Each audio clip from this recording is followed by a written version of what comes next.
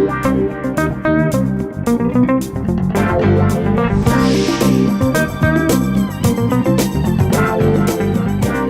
to the first edition of GuruTalk, our new show where we break down how to get athletes prepared for shows, how to put muscle on them, and all the things that entail with coaching and getting bodybuilders ready to be their best. And today, joining me is King Kamali, one of the most controversial men in our industry. And King, you and I were talking the other day via text about all these guys and with the insulin use nowadays, and everyone thinks that if you're not using insulin, then you can't be on the Olympia stage, or you're never going to be Mr. Olympia. And unfortunately, one of the things that's a reality about insulin usage is that not everyone needs it, and that some people use too much of it, and it ruins their physiques. And we know, we don't have Milos here today with us. Milos is a big advocate of insulin. He's got his insulin protocol that every time we talk to him, he talks about it. So today we're going to take three bodybuilders and we're going to break down how we would use insulin or not use insulin with them. King, when did you first start seeing a surge in insulin usage among top bodybuilders? I know we were all experimenting with it a little bit in the 90s, but when did you really see the boom? When I was, during the time that I was competing, we did insulin as we loaded up for the last few days. I didn't use insulin in the off season. Chad was adamant about that. He's like, you don't need it. It's going to give you a certain look that we don't want. We got to keep the shape. That's why, I firmly believe that's why Nasser looked the way he did. As big as he still had that tight waist, and he had that look of that. He wasn't a Shawn, Rhoden, Flex Wheeler type, but Nasser still had a tight waist. And when we loaded up, it was the last few days. Now, the difference is now they got Carbolin and you got Vitargo and what have you. Back then we had pie filling bananas and dates. Right. But I think towards the end, I would say like around in the 2000s, late 2000s, it started to get a little out of control. I love Milos, and I worked with Milos for the 2008 Ironman. I worked with him, and when you sit down and talk to Milos, he breaks it down to you to the molecule of what he's trying to do. Right. He convinces you through science that what he's doing is the best way and there's no other way. Right. My response to Milos is, yes, and I love him, man. He definitely understands, but not everybody needs it, and that doesn't work on every physique. Mm-hmm. You have to have an open mind. If you have an open mind, then you can actually sit there and say, okay, this person needs it, then this person doesn't need it. Right. And you're right, because just like some people need low-carb diets to get in shape, some people could eat high carbs and get in shape. It's just a fact that not everyone responds differently, and especially at the elite IFBB pro level, guys' bodies don't respond like normal people. If you take everyone in the population in the entire world, okay, and then you compare them to the top 10 Olympians, probably the rest of the world can fit into a certain prototype that would work. Everything you do would work perfectly with them. And then you get these 10 guys that are top 10 in the world, and nothing works the same with them because they are just genetic mutations. They're mutants. Let's face it, bodybuilders at the elite level are mutants. They're not like the rest of the population. Their bodies don't respond the same. And you have to really figure each physique out differently. So today we're going to take three physiques. We're going to take Big Ramy, who's one of the biggest, freakiest guys in our industry, but seems to have trouble getting in shape, or really fine-tuning that last bit. We're going to take Shawn Rhoden, who's got one of the most aesthetic physiques in the business, and we wanted to pick someone new. So Rafael Brandao has been a guy who really is on everyone's radar now that he placed, top 6 at the New York Pro, top 3 at the Cal Pro, has a beautiful physique, nice lines. So let's take these three physiques, King. I'm going to let you go first, and then I'll give you my comments on each person. Big Ramy, the biggest guy on the scene, the most excitement around him, the most muscle mass on him, seems to have trouble drying out for a show. What do you do? Insulin or no insulin? No. Why? I would stay away from insulin because he needs to thin out. If Ramy wants to beat Phil Heath, what's Ramy's goal in life? To beat Phil Heath. That's it. So many people go through life not knowing what their mission is or what they're supposed to do with their life. Ramy has one goal: beat Phil Heath. Okay, how does he do that? How is Big Ramy beat Phil Heath? Listen, I would, if I was his coach, Who knows who his coach is now? But if I was his coach, I would say to Ramy, we're gonna go old school. We're gonna go Lee Haney old school with you. What does that mean? That means 2 hours of cardio, lots of food, heavy training all the way up to the show.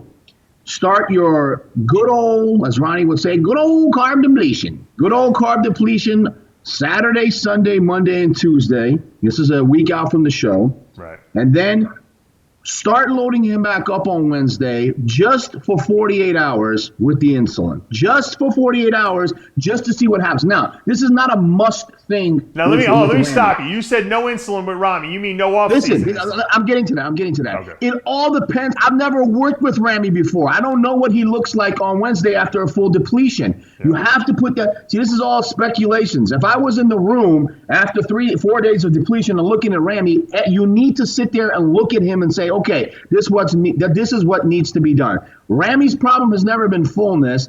My speculation is you have two ways you got to go with Ramy. One, either do 48 hours like the old school way that we used to do it, or two, do what I did with a lot of my athletes this year. There's a lot of the Iranian athletes who most of them got their pro cards, is straight just dry carbs, water restriction, and lay down and elevate your feet and sleep. That's another thing that I see, Dave. A lot of people training all the way up till Friday. I don't that's not how we did it. We stopped training on Wednesday, right, and we slept for 3 days straight. Yep. Lay down, elevate your feet, and go back to sleep. And every time you wake up, you piss like a camel, and you look about 2% sharper. You're right. I'm going to give you my feedback on it. I agree with you. I don't think Ramy needs any insulin because the guy doesn't have any size issues. He doesn't need any more muscle on his body. He just needs to get in shape. Now, when people take growth hormone, it makes you insulin resistant. So obviously, during the depletion, it's fine. But when you carb up, you don't really want growth hormone in your system if you have problems filling up. So if he removes the growth hormone the last 2 weeks, which is what he probably should be doing, I don't know if he is or not because I don't do his diet, okay, his natural insulin production should work more than adequately to enable him to carb up. So if you carb him I think Ramy could carb for 2 days and be full enough. I think you can give him 2 meals and he'll be full enough, to be honest with you. So I think a more conservative carb up with Ramy would be better, to be honest with you. Not to go excess of 1,000 grams. He doesn't need it. The guy never looks flat. So if he's in shape and you fill him up, okay, and I don't think he'll even need insulin, and I think that he might get that drier, grainier look on stage as opposed to putting insulin. Because let's face it, I don't know if you know any type 1 diabetics. I know type 1 diabetics who are bodybuilders, who are not diabetics, who are not bodybuilders. They all have a little bit of a watery look to them, even their face and their waistline. And that's just a side effect of using exogenous insulin. You could take the right amount of insulin, you could have your blood sugar under control, but it's never as precise as what your body's natural insulin production would do. You're always taking a little too much. And because of that taking too much aspect, you get this little bit of edema or edematous side effect. You could take all the diuretics in the world, it doesn't seem to pull that out of the skin. The skin always looks a little thick. Even if you remember Tim Belknap, who was a famous type 1 diabetic in the pro ranks, he always had that little bit, he was big and freaky and veiny looking, but he always had a little bit of a watery look to his body. So I think for a physique like Ramy, that doesn't work to his advantage, like you said, because he has slightly thick skin. I would stay away from insulin totally with him. And once again, insulin is usually used off season at least to put size on. Ramy doesn't need any more size. So I think it's a mistake to use it with him. Now, if we take a guy, let's take the opposite approach. Let's go Rafael Brandao, who made a huge impact on the scene this year at the New York Pro and Cal Pro. Beautiful lines. He's got great abs. The only knock against him is maybe he needs a little bit more size. Now, here's a guy, what would happen to Rafael Brandao if he starts taking insulin? And how would you give it to him? See, Rafael will be more of an off-season type person for me. Okay, you will look at him and say, okay, this is what we need to work on. I have many clients like that where they have a weak back or they have weak legs. Legs seems to be the major problem with a lot of people that come, there's a lot of amateurs that come to me. And I'll tell them, you want a 1 or 2 day a week spike on that insulin on those days. and let's get some food in you. Let's get some calories in you and what have you. That's the way we should go with that. As far as he goes with the last couple of days before his show, no insulin for him either, because his forte is conditioning. He's got to come in with condition. Right. I agree with that. I agree with that statement. And how much insulin would you give him in the off season? And what type? Again, it would depend on the sensitivity, and I'd have to work with him for a little while. But in general, I would say about 10 units of Humalog. When? Once a day, twice a day, 3 times? Twice a day. If you're going to split it up, you do hams and calves in the morning and then the quads at night, or the other way around, and 10 and 10. That would be a perfect leg day for insulin. Okay, so you'd only use it on leg days. That's what you're saying. Legs, and if you had a weak body part, I'm one of those people that says do it on the big body parts, your back and legs. Mm-hmm. That's usually the weak points for a lot of people, back and legs. Right. Those are the 2 days that I would specify, but no more than that. No more than 2 spikes a week. No. Okay, and what would you feed him with the 10 units of Humalog? Probably Carbolin. About 100. I mean, if you're gonna do that, 100 grams of Carbolin, and then maybe some dates, maybe a banana afterwards, and definitely 45 minutes later, eat again. Complex carbs. Mm-hmm. I actually like that. I'm not against what you're saying. I think that he would actually probably do better on a Humulin R, which is a slightly longer acting. It's short acting, but it's longer acting. You get 2 spikes as opposed to 1. You get that initial spike, and then the other half of it gets released 2 hours later. So I think that he would get a little more bang for his buck with the Humulin R. Sometimes I think Humalog is a little fast acting for someone who has their own insulin production. If you're a type 1 diabetic and you got to clear that sugar from your blood fast, that's probably the way to go. But if you have insulin production in your body and you're just kind of complementing or adding to it, supplementing with it, I think taking a slightly slower acting one is not necessarily a bad thing, because it allows your own insulin to kick in, and then you get the added benefit of the Humulin R. A lot of the guys nowadays are taking N, Dave. They're taking crazy. It, so and then because I get phone calls all the time, and I got people in the Middle East, especially in Dubai, and they called me up, and the latest one was, how come Kai Green carries grapes with him everywhere he goes? I get that a lot. He's always eating grapes. My response to that is he's probably making sure that he doesn't go into insulin shock. I don't think so. I think Kai just likes fruit. I think Kai's a fruit fanatic, to be honest with you. Well, Kai. Kai's his own little animal. But, again, the puffy faces. You and I had this discussion. Yeah. Why are these guys showing up the day before the show or on stage with the puffy faces? Yeah. And I think it's a combination of what we just discussed and also the growth. Dave, I've heard rumors and I've heard stories and I get phone calls. These guys are taking massive amounts of GH all the way up to the show. I'm talking the morning of the show, 40, 50 units of GH I use the morning of the show. Wow. I've had people call me up and say, hey, this guy, I won't mention names, showed up here for a seminar or guest posing, and he called me up and asked me to have 2 bricks ready for him just for a week. I'm like, he said, is that possible? I'm like, yeah, that's probably what they're doing right now. That's crazy. No one did that back in the 90s. Absolutely insane. No one did that in the 90s. No one even thought to do that in the 90s. That was the funny thing.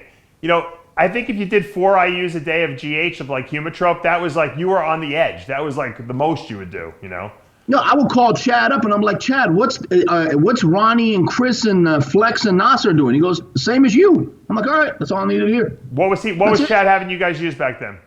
10. Oh, you were using that much?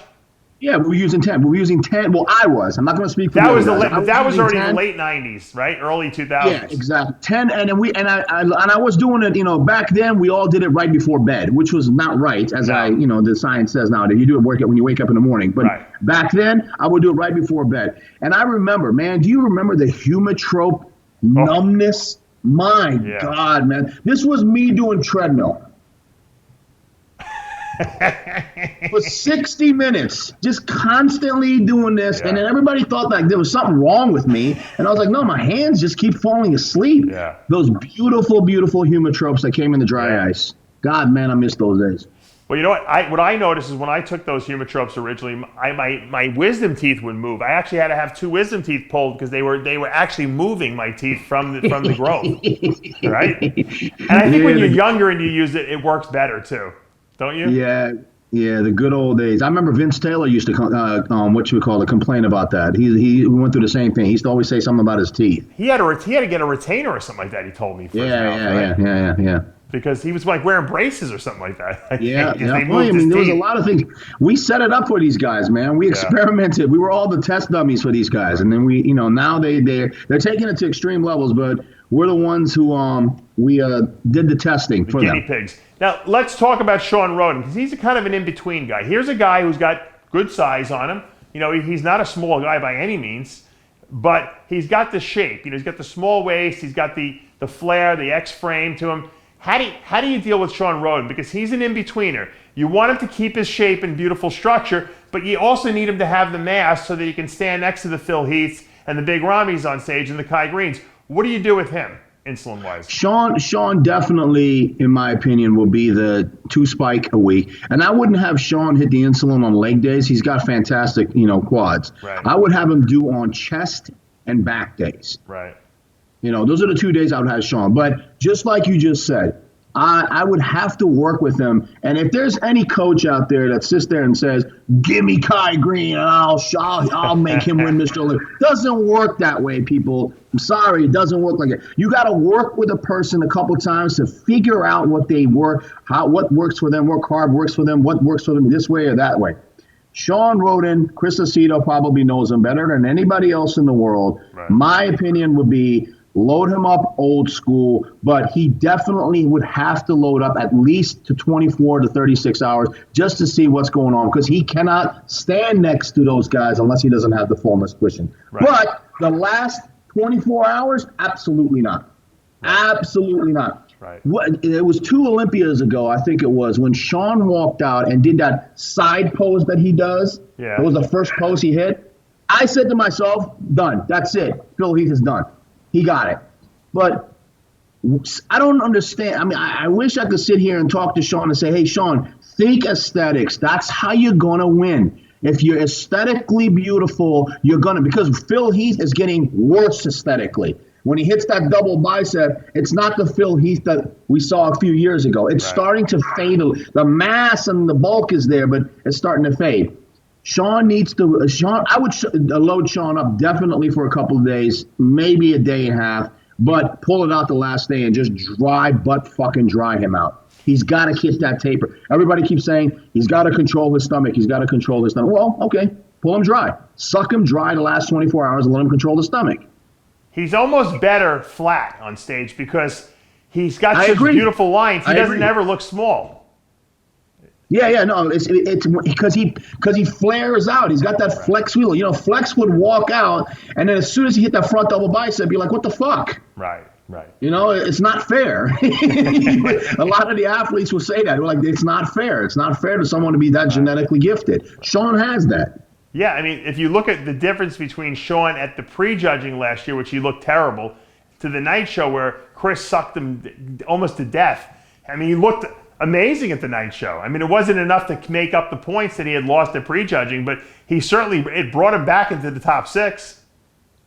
Yeah. Well, you talk to Chris obviously a lot more than anybody else. Yeah. He's your buddy, and I hope to God Chris.